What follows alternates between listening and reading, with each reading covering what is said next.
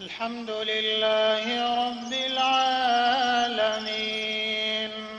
الرحمن الرحيم مالك يوم الدين إياك نعبد وإياك نستعين اهدنا الصراط المستقيم صراط الذين أنعمت عليهم غير المغضوب عليهم ولا الضالين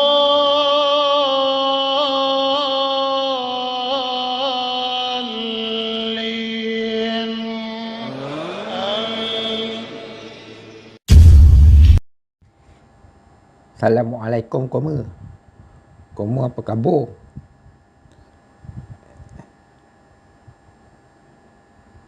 Mika nak cerita ni.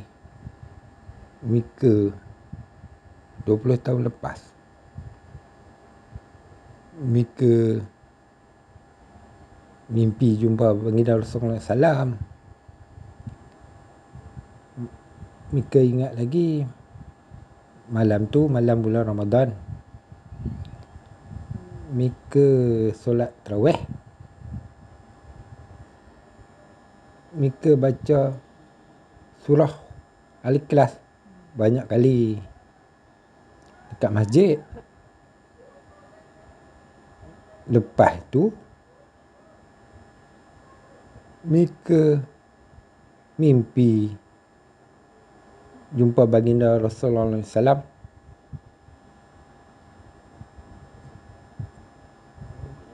Kat mana? Agak-agak koma. Ini Mika nak cerita. Mika mimpi jumpa dekat Masjid Kubang Buaya, Berterus, Pulau Pinang. Mika ingat lagi masa tu Mika rasa macam Mika dah mati. Kemudian dalam kubur tu ada satu lubang. Lubang tu Mika rasa pulang besar. Macam ada orang gudi. Pulang besar, pulang besar, pulang besar, pulang besar, pulang besar, pulang besar. Sampai Mika bangun. Mika pergi ke lubang tu. Mika lihat kiri kanan ada pokok bunga cantik-cantik. Kemudian Mika sampai dekat mimbar Masjid Kubang Buaya Berterus, Pulau Pinang tu. Masa tu Mika nampak 4 orang manusia. Tapi Mika tak perasan siapa. Tapi apabila Mika lihat manusia yang pertama tu, dalam hati Mika merasakan manusia tu manusia agung, baginda Rasulullah SAW. Dan belakang tu 3 orang tu sahabat-sahabatnya, Sayyidina Umar, Sayyidina Osman dan Sayyidina Ali. Dalam melihat-lihat muka para sahabat tu, kelihatan Sayyidina Osman sangat tinggi, tegap badannya dan tinggi orangnya. Sayyidina Ali sederhana, dan Sayyidina Abu Bakar sama tinggi, lebih kurang dengan baginda Rasulullah SAW.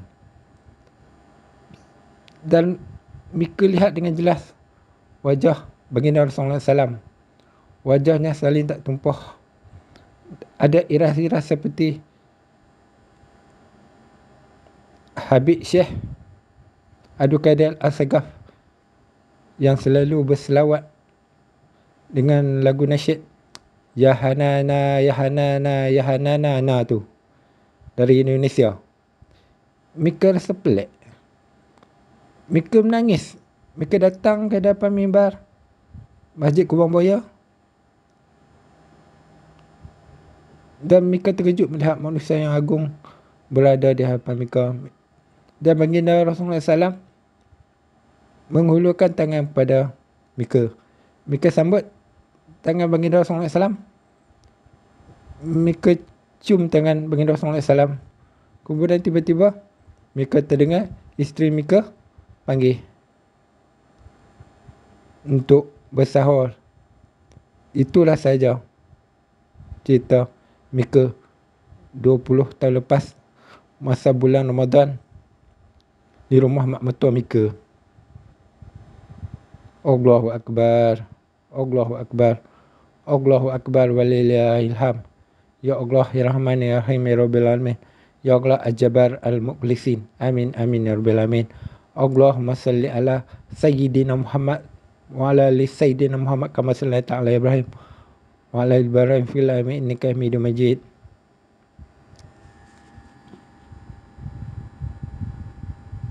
Bismillahirrahmanirrahim. Ar-Rahman 'allama al-Qur'ana khalaqal insana 'allamahu al-bayan.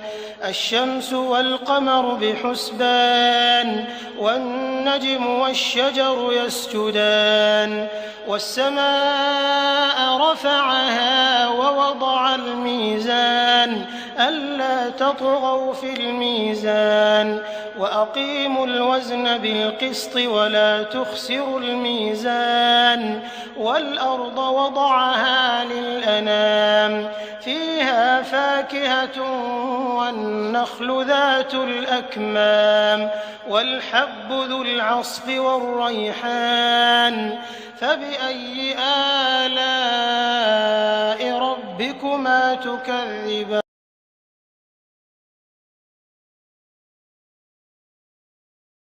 Yang berasal dari negeri Kelantan. Namun, seniman ini seringkali mewarnai dunia perfilman dan terkenal dengan gaya bahasanya yang indah serta tutur katanya yang lembut. Beliau adalah seniman Eddie Osmera atau nama sebenarnya Syekh Osman Syekh Ibrahim. Eddie Osmera dilahirkan pada tahun 1943 di Kampung Bunut Payung, Kota Baru, Kelantan. Bapanya merupakan seorang peniaga batu permata yang berbangsa Turki. Manakala ibunya pula berketurunan Melayu. Beliau telah kehilangan ibu semenjak dari kecil lagi. Jika dilihat aksinya dalam setiap persembahan dalam dunia lakonan, beliau berada di kelas yang tersendiri yang meletakkannya sebagai seorang pelakon yang berkaliber. Ini kerana jika dilihat kebanyakan filem lakonannya seolah-olah menggambarkan kepribadian yang sebenar. Eddie Osmera dilihat bukan sahaja menumpukan kepada kerjaya lakonannya semata-mata, tetapi beliau juga lebih menumpukan kepada soal agama dan ibadahnya, terutama ketika di saat-saat akhir hayatnya. Seniman ini dilihat mempunyai raut wajah yang agak serius, namun di kalangan rakan-rakannya, beliau lebih dikenali sebagai pemuda yang agak pendiam, sehinggakan apabila bertemu dengan orang ramai, beliau memang tidak banyak bercakap. Tetapi beliau juga amat peramah dengan orang lain. Bagi sesiapa yang pernah menemuinya, pasti dapat melihat perilakunya yang amat sopan dan tutur katanya yang teratur sama seperti di dalam filem.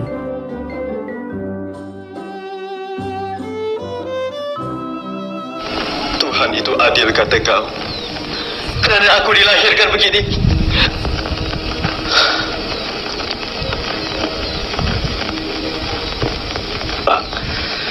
Sungguh pun abang dilahirkan begini. Abang tak harus merasa rendah diri dan berputus asa. Mungkin abang ada sesuatu keistimewaan yang tak ada pada diri orang lain. Beliau memulakan kerjayanya dalam bidang seni lakonan ini bermula pada tahun 1964 dengan membintangi filem Panglima Besi arahan Allahyarham M. Amin. Sepanjang penglibatannya dalam dunia lakonan, kerjaya seninya banyak dikembangkan oleh pengarah dan juga pelakon seperti Datuk Jamil Sulong, Omar Rozik, S. Kadarisman dan banyak lagi. Malah, beliau juga pernah mendapat bimbingan dan membintangi filem-filem arahan pengarah terkenal seperti P. Ramlee, Aziz Sattar, Jin Samsudin dan banyak lagi. Daripada nasihat ayah kamulah aku dapat menjadi pegawai yang berdisiplin. Terima kasih, Cikgu. Kembali. Kebanyakan filem-filem lakonannya adalah bercorak aksi persilatan dan pertarungan. Tambahan lagi, beliau sering memegang watak utama dalam sesebuah filem. Ini kerana ketampanan wajahnya dilihat sangat sesuai memegang apa watak sekalipun, terutama sekali sebagai hero filem di tahun 60 dan 70-an. Filem yang telah mengangkat namanya sebagai pelakon aksi pertarungan yang tidak mengecewakan ialah Panglima Harimau Berantai arahan S. Kadarisman pada tahun 1969. Oleh kerana kejayaan filem ini yang mendapat sambutan yang hangat, beliau sekali lagi dipilih untuk terus berlakon dalam siri filem tersebut, iaitu Panca Indera Harimau Berantai pada tahun 1970. Dalam filem ini, Eddie Osmera bukan sahaja menunjukkan kehandalannya sebagai pendekar, tetapi juga kemahirannya bertarung biarpun kedua-dua matanya buta. Panglima Harimau Berantai dibunuh dengan kuasa keris Panca Indera. Tidak dengan kependekaranmu, Pincang. Aku hanya seorang danda buta. Tak sanggupkah kau menentang aku? Maukah kau disebut pendekar dayus? Baik, aku tentang kau dengan tidak menggunakan kekuasaan keris ini. Hish, hish, hish, hish. Jangan khawatir, kulitmu tak luka. Hanya bajumu saja pincang.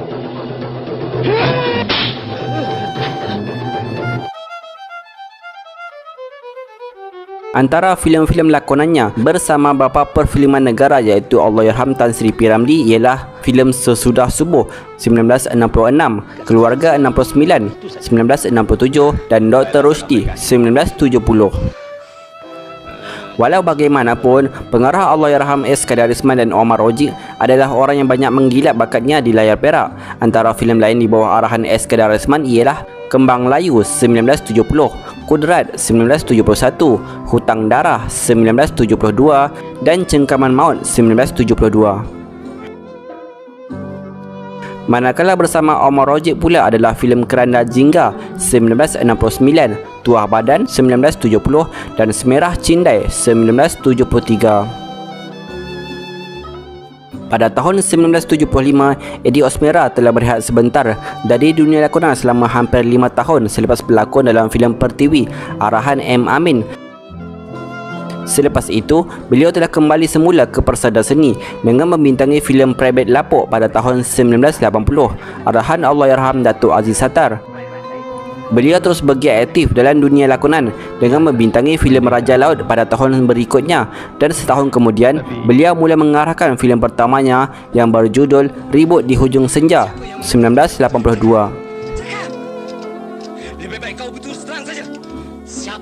Menerusi filem ini, beliau dicalonkan untuk kategori pelakon lelaki terbaik di Festival Filem Malaysia. Selepas mengarahkan filem tersebut, beliau dilihat jarang muncul sebagai watak utama dalam sesebuah filem. Hal ini mungkin kerana atas faktor usia dan seringkali melibatkan diri dalam dunia pengarahan. Banyak drama yang pernah dihasilkannya sebelum membuat keputusan untuk mengundurkan diri dari dunia seni pada tahun 90-an. Namun jika dilihat dengan teliti, kebanyakan drama yang dihasilkannya lebih memfokuskan kepada elemen keagamaan. Beliau dikatakan mula mendalami ilmu agama sekitar tahun 70-an selepas diperkenalkan oleh seniman Ahmad Nisfu. Antara drama tempatan yang melibatkannya adalah Kuala Lumpur, arahan Arif Karmahani, Lain Jalan ke Mekah, Sesat Dalam Cahaya dan Cili Padi. Drama arahannya pula berjudul Malam 7 Likur, Hormat Terakhir dan drama Al-Mahdi yang ditayangkan di TV3. Cuma ada terdapat di dalam beberapa hadis Rasulullah sallallahu alaihi wasallam yang menerangkan orang yang bergelar Imam Mahdi itu adalah keturunan Ahlul Bait, yakni keturunan Rasulullah sallallahu alaihi wasallam melalui Sayyidah Fatimah, bangsa Arab, bukan orang Melayu macam kita. Eddie Osmera dikatakan tidak pernah berkahwin sejak dari masa mudanya dan tinggal bersama abangnya Syekh Ahmad Ibrahim 64 tahun. Ini mungkin kerana beliau banyak menghabiskan masanya dengan menumpukan soal agama dan ibadat. Malah di akhir hayatnya, beliau sudah tidak banyak berlakon lagi kerana mungkin telah datangnya kesedaran agama yang amat mendalam sehingga kan di depan rumahnya diletakkan 2 batu nisan semata-mata mengingatkan beliau tentang kematian. Di samping itu, Eddie Osmera juga aktif dalam kegiatan dakwah sepanjang bergelar anak seni. Inilah matlamat hidup seorang insan seni yang bergelar pelakon, sebagai pelakon yang bukan sahaja menumpukan kepada kerjaya lakonannya, tetapi lebih dari itu, beliau juga lebih menumpukan kepada hal-hal keagamaan dan ibadat. Maka hal inilah yang berlaku ketika dia di saat-saat akhir hayatnya. Allahyarham Syekh Osman Syekh Ibrahim 63 tahun menghembuskan nafasnya ketika berehat bersendirian di dalam biliknya pada jam 2 petang di kediamannya di Kampung Laksmana Batu Cave pada tanggal 2 Januari 2005. Allahyarham meninggal dunia kerana sakit jantung 2 minggu selepas dibenarkan keluar dari Institut Jantung Negara IJN Kuala Lumpur selepas sebulan menerima rawatan di institut berkenaan. Jenazah Allahyarham disembahyangkan di kediamannya sebelum dikebumikan di tanah perkuburan Islam Sungai Tua Batu Cave kira-kira jam 7 malam. Antara rakan artis yang menziarahi jenazah di kediamannya ialah pengarah filem Datuk Yusof Aslam dan Yusuf Kelana, pelakon M. Rajoli serta wartawan veteran Aimi Jar. Semoga Allah menjujuri rahmat ke atas rohnya. Al-Fatihah.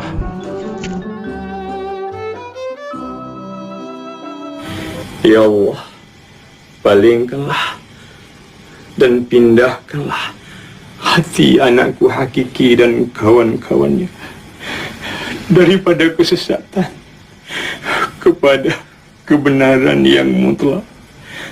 Amin. Ya Rabbal Alamin. Sesungguhnya perintahmu ya Allah lebih cepat lagi daripada kelipan mata. Amin. Ya Rabbal Alamin. Ya Sami'as Sawab. Ya Sami'as